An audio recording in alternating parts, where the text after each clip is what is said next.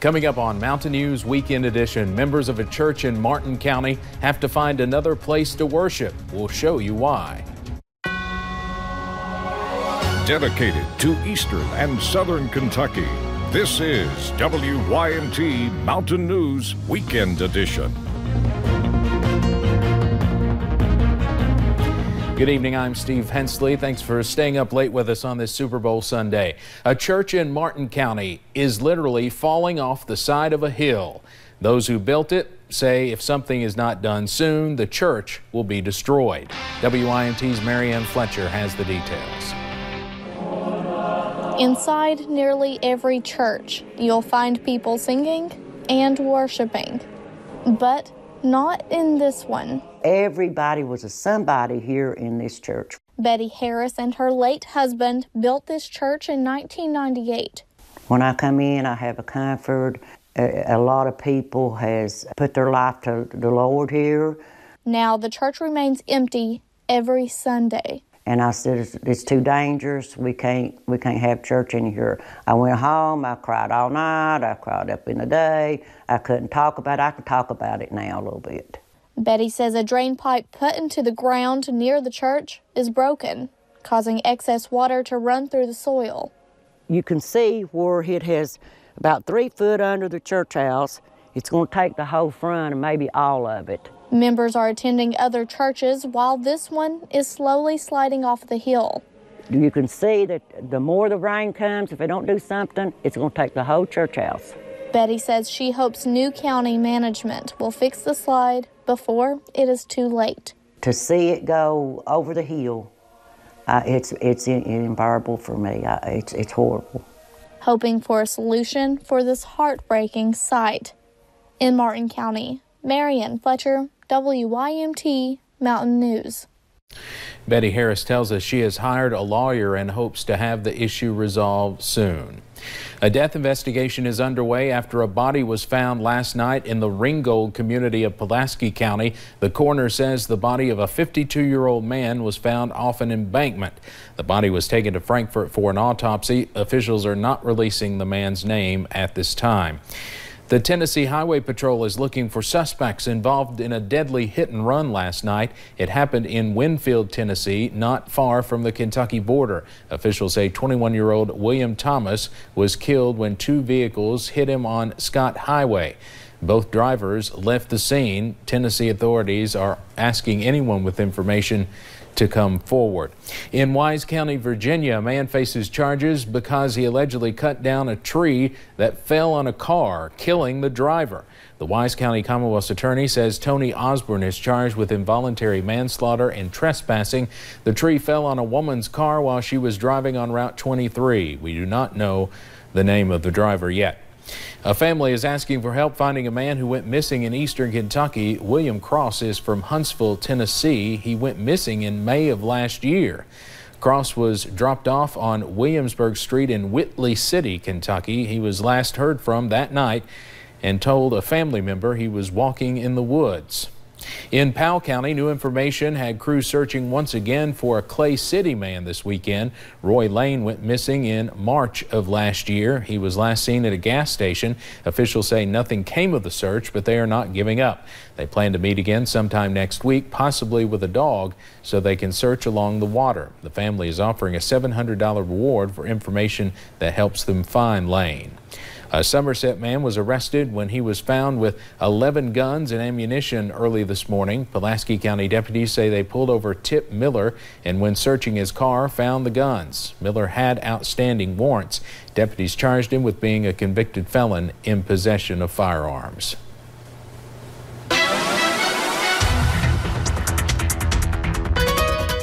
Well, we had a great Sunday here weather-wise across eastern Kentucky, and the spring-like weather, it's going to continue as we head into the week. The question is, will we stay as dry as we have for the weekend? Let's take a look at the Mountain Almanac, and you'll notice we broke a record today, 68 degrees. The previous record, 65, set back in 2016. Look at that record low, 1 degree, not close to that, and thankfully, I don't think any cold shot of air, at least like that, expected in the next next 7 days. Satellite radar showing for now we're clear, and because of that, we will look at some patchy dense fog, especially in the valley locations.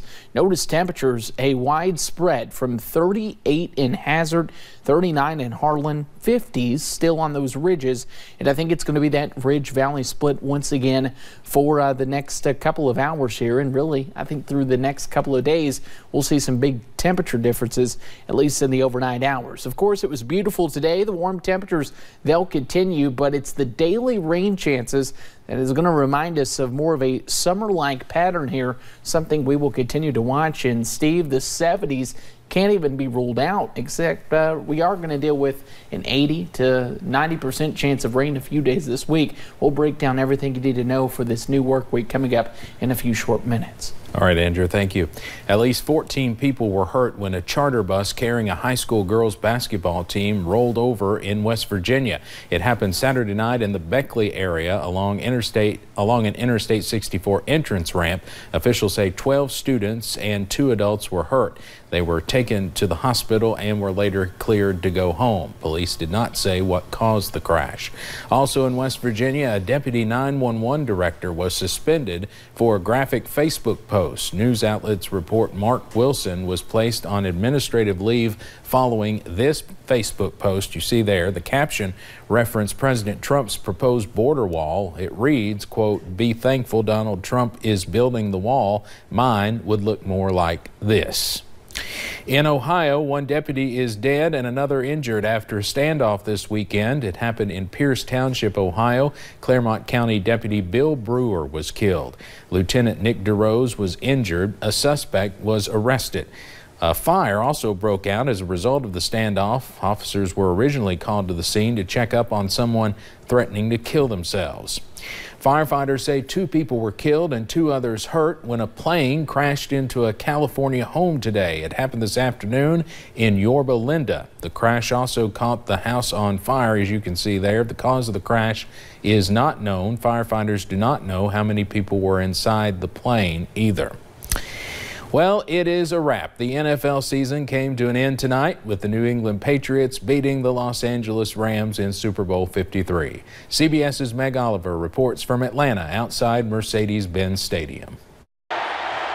The New England Patriots dynasty rolls on. The team is celebrating yet another Super Bowl victory. On Sunday night in Atlanta, the Patriots defeated the Los Angeles Rams 13-3. It was the lowest scoring Super Bowl in history, and most of the game was a defensive struggle. More than 3.5 quarters had been played before the only touchdown was scored. For the touchdown! The win brought New England its 6th NFL championship trophy. Quarterback Tom Brady has been there for each one, starting 17 years ago. I'm so happy for my teammates. You know, this is a dream come true. For some, this was literally a once-in-a-lifetime opportunity to see a Super Bowl in person and a star-studded halftime show. This year's was headlined by 3-time Grammy-winning band Maroon 5. Maroon 5 frontman Adam Levine was joined on stage by hip-hop star Travis Scott. The Patriots are now tied with the Steelers for most Super Bowl wins by a franchise. Meg Oliver, CBS News, Atlanta. Super Bowl 54 will be played in Miami next year. And coming up in sports, Super Bowl highlights and the UK football commercial that aired during the big game that features Eastern Kentucky native Cash Daniel.